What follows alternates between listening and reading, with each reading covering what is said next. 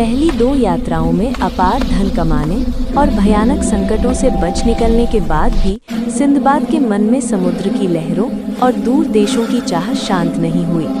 कुछ समय बगदाद में आराम करने के बाद उसने फिर से व्यापार के इरादे से एक मजबूत जहाज लिया और अनुभवी नाविकों के साथ समुद्र में निकल पड़ा।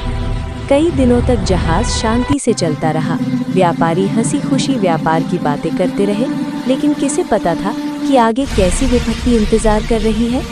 एक दिन जहाज एक हरे भरे द्वीप के पास रुका। दूर से वो स्वर्ग जैसा लगता था, पेड़, झरने और फल, सभी लोग वहां उतर गए। तभी अचानक जंगल से एक विशालकाय दैत्य निकला। उसका शरीर पहाड़ जैसा, आंख एक ही और चेहरा डरावना था।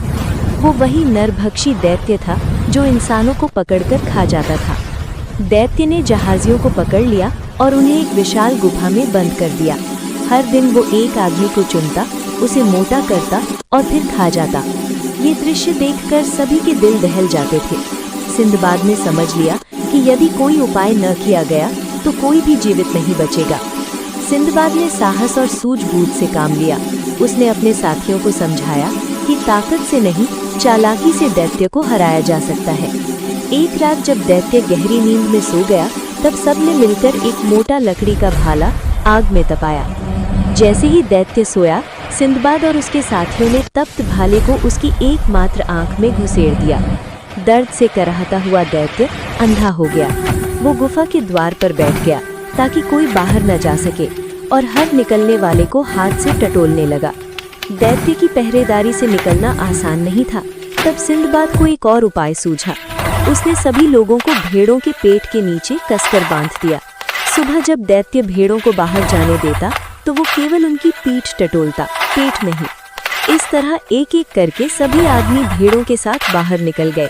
अंत में सिंदबाद भी उसी चाल से बाहर आ गया। जैसे ही सब सुरक्षित हुए, वे भागकर अपने जहाज पर पहुंचे और तुरंत समुद्र में उतर गए। दैत्य अपनी हार पर क्रोध से चिल्लाता रहा, लेकिन कुछ न कर सका। सिंदबाद और उसके साथी जान बचाकर निकल चुके थे।